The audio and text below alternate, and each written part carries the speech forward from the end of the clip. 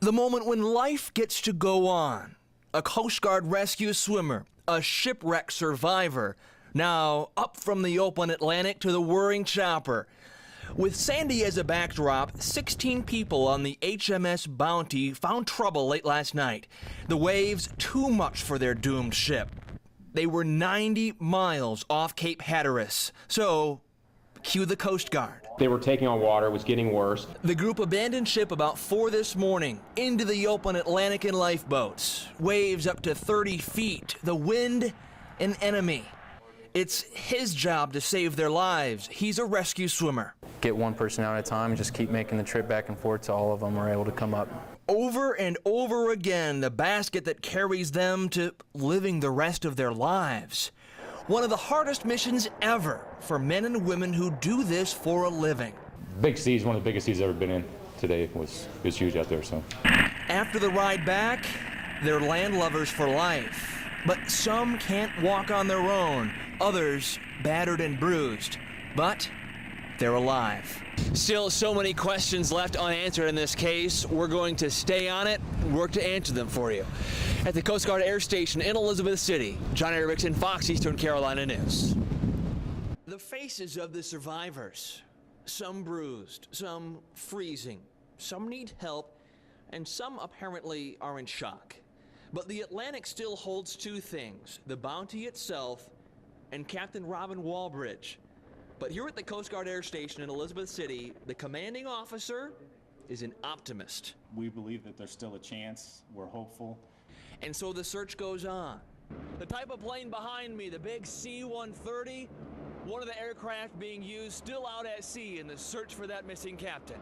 And we're getting a new look at Monday's rescue as it happened. First survivors coming out of the raft.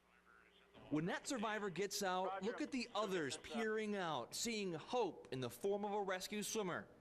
Most of the survivors were in the 2 life rafts, but not everyone.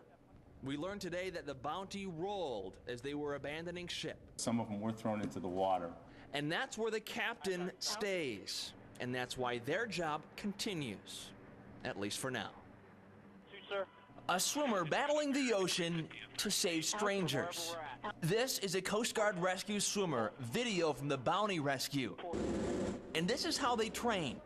Coast Guard Station Elizabeth City is the only spot in the country where the swimmers learn their craft. It's like a movie set run by the government. Fans the size of washing machines blow wind and water into an indoor pool. That makes it more realistic and more dangerous. Then swimmers sitting in this mock helicopter are dunked. The chopper turns over and the swimmers have to get out. Set, go! And then, of course, a rescue swimmer has to be an incredible swimmer.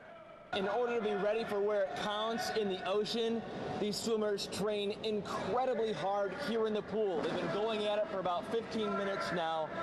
It's boot camp in the water. And we know the training works. Just ask the 14 survivors of the Bounty. Captain. Mark Palmer is the commanding officer of the United States Coast Guard cutter Elm. It's back at Fort Macon in Carteret County after spending days helping in the search for missing Bounty Captain Robin Walbridge.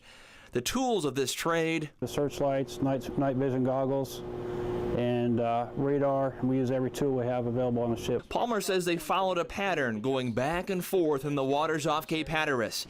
They battled waves up to 30 feet and winds up to 70 miles an hour. Since the seas were so rough, most of the searchers were here on the bridge using technology that a lot of us have at home. They were scanning the waters with a pair of binoculars.